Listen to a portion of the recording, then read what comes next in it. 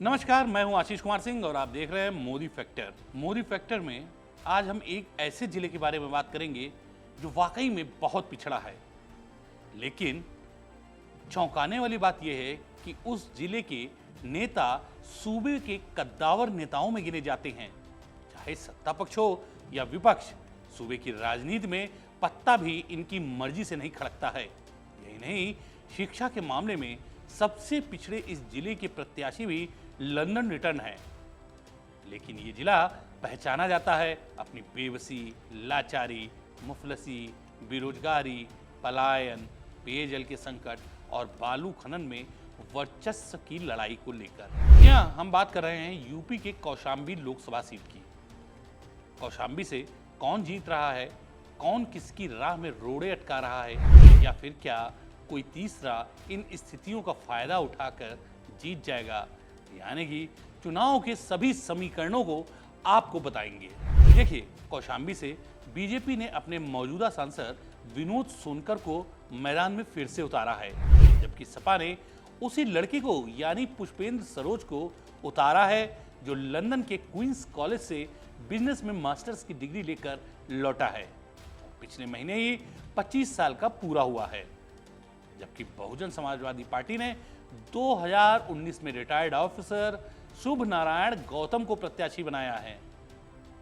पहले जान लीजिए कौशाम्बी सीट का इतिहास।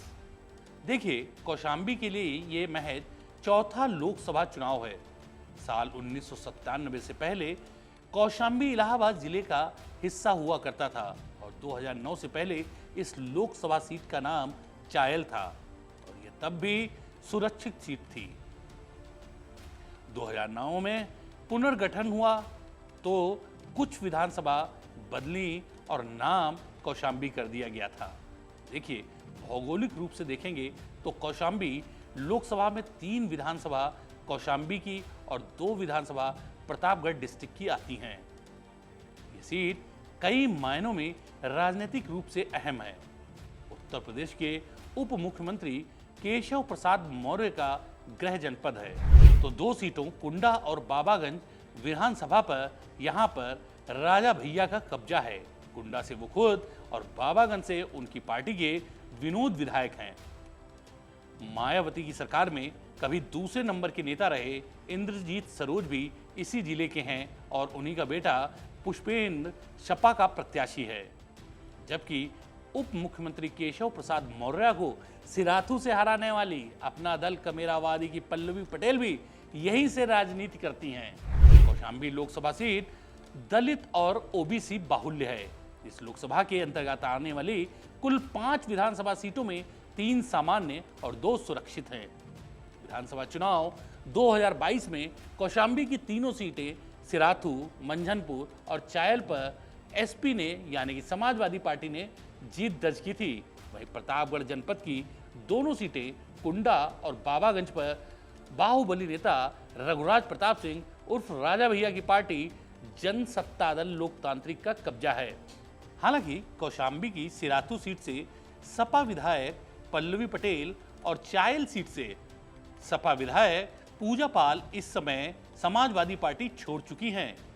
यानी सांसद भले बीजेपी का हो, लेकिन जिले की सभी विधानसभा सीटों पर बीजेपी साफ है।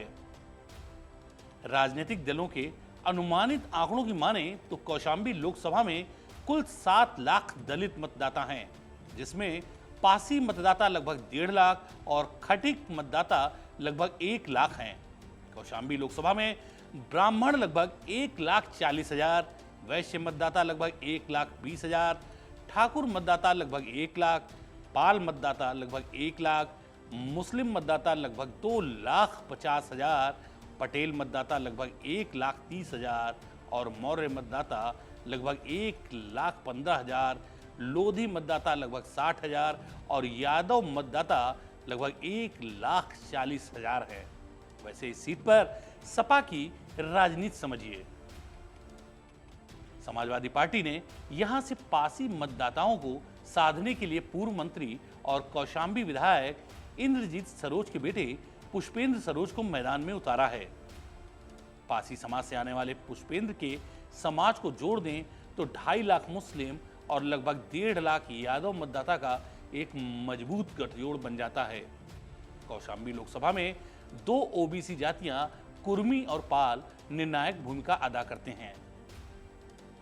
सपा ने विधानसभा चुनाव में इन दोनों जातियों से आने वाले मतदाताओं को साधने के लिए सिराथू से पल्लवी पटेल और चायल से पूजा पाल को प्रत्याशी बनाया था। कौशाम्बी से अपना दल कमेरावादी और इन दोनों सीटों पर समाजवादी पार्टी ने जीत दर्ज की थी। लेकिन हाल ही में पल्लवी पटेल ने सपा छोड़ दी।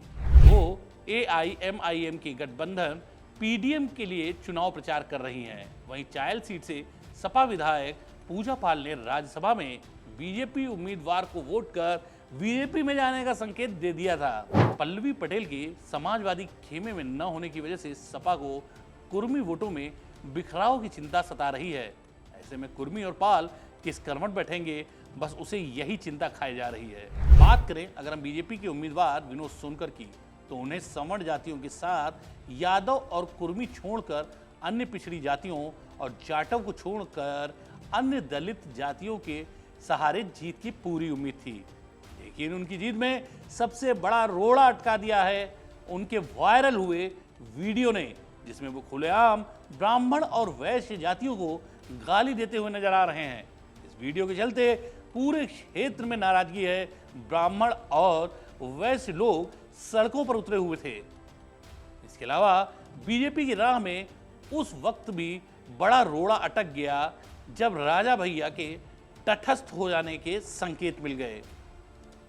साथ ही राजा भैया ने जब ये घोषणा कर दी कि मेरे समर्थकों को छूट है, जिसे चाहे वोट करें, तो एकदम तस्वीर साफ हो गई थी कि कौशाम्बी से अब बीजेपी की राह आसान नहीं है। देखिए, कौशाम्बी की 2 विधानसभा सीटों पर कुंडा और बाबागंज पर राजा भैया की पार्टी का कब्जा है। जिले के ठाकुर वोटर्स के अलावा उनका अपना एक समर्थक वर्ग भी है। हालांकि अमित शाह और राजा की बेंगलौर में मुलाकात के बाद लगा शायद राजा और बीजेपी को समर्थन करेंगे, लेकिन हुआ नहीं। दरअसल राजा प्रतापगढ़ और कौशाम्बी की सीटें खुद अपने समर्थकों के लिए चाहते थे, लेकिन बात बनी नहीं। कौशाम्बी से राजा शैलेंद्र को टिकट दिलवाना चाहते थे, लेकिन दिलवा नहीं पाए। शैलेंद्र पिछले चुनाव में राजा की पार्टी से चुनाव लड़े थे और 1.5 लाख से ऊपर वोट पाए थे।